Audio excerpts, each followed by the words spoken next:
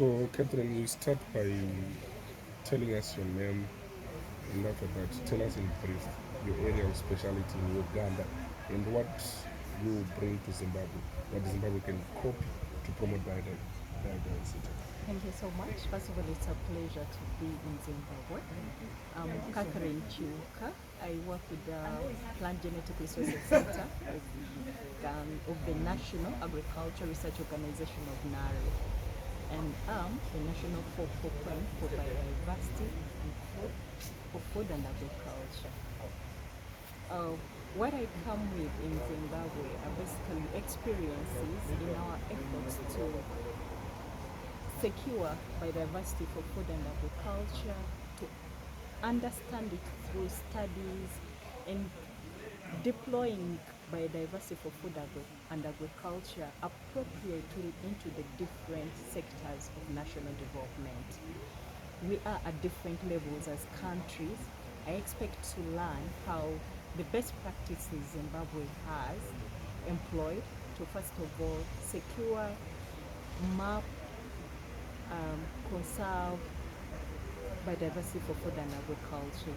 The coordination efforts. How is Zimbabwe coordinating the different sectors and partners involved in mapping, characterizing, and sustainably utilizing biodiversity for food and agriculture to transform livelihoods? Because it is really important to see how to optimally utilize biodiversity for food and agriculture to support livelihood needs. That is our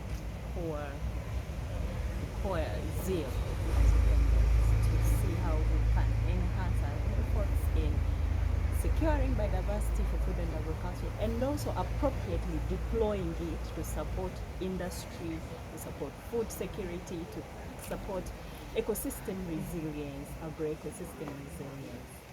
Is it sustainable to adapt to the traditional way, that is the use of manure, and to not to use fertilizers? Is it sustainable in Africa? I think it is more sustainable than using inorganic fertilizer, because when you look at the settings in Africa, say in Uganda, it's quite costly. Input intensive agriculture is not sustainable for communities, for most farming communities.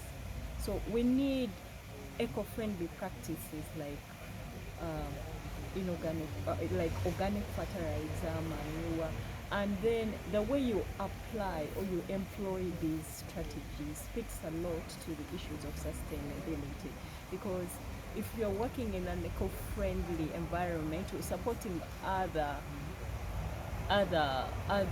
key important components in the ecosystem.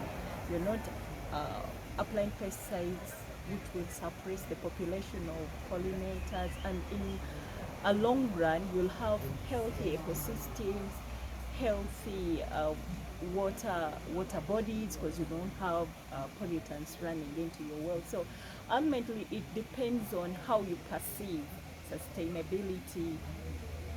Yes.